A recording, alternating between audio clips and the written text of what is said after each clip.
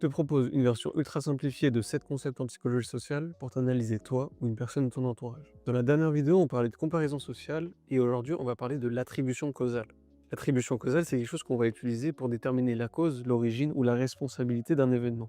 On va distinguer 3 attributions: l'attribution externe, l'attribution interne et l'imputation. Par exemple, tu devais aller faire les courses et tu n'y es pas allé. L'attribution externe consisterait à dire que c'est parce qu'il pleut, parce qu'il faisait froid. Donc ce sont des causes qui te sont totalement extérieures et auxquelles tu ne peux rien.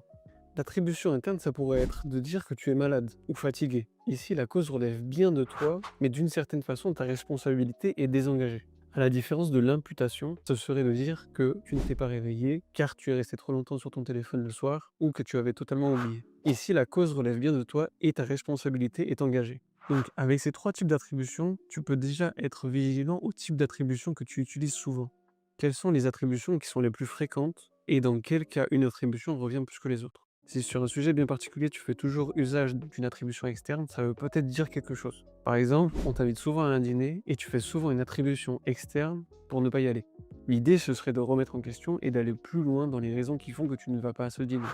En règle générale, quand les gens sont en situation de réussite, ils ont plutôt tendance à utiliser l'attribution interne ou l'imputation. Ça peut venir répondre à des besoins de rehaussement du soi et pour ça, je t'invite à regarder la 3e vidéo sur la gestion du soi. Par contre, en règle générale, quand les gens sont en situation d'échec, ils vont avoir tendance à privilégier l'attribution externe. C'est comme quand je me fais laver à FIFA et que je dis que c'est à cause de la manette, même si c'est vraiment à cause de la manette.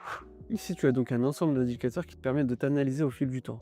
N'oublie pas d'aller au-delà des réponses trop simples et spontanées. Souvent, en réponse à la question pourquoi, on a tendance à dire parce que, mais derrière ce parce que, il se cache un comment. Pense toujours à questionner le comment au-delà du pourquoi.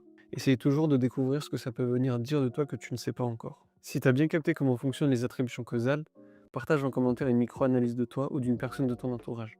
Je t'invite également à partager tes réflexions aux micro-analyses des autres. Tu peux enregistrer cette vidéo pour plus tard et poursuivre ton introspection. Et tu peux t'abonner pour ne pas manquer le prochain concept. Et rappelle-toi que ce format vise plus à engager des réflexions plutôt que de te donner des réponses déjà toutes faites. Et c'est pour ça que je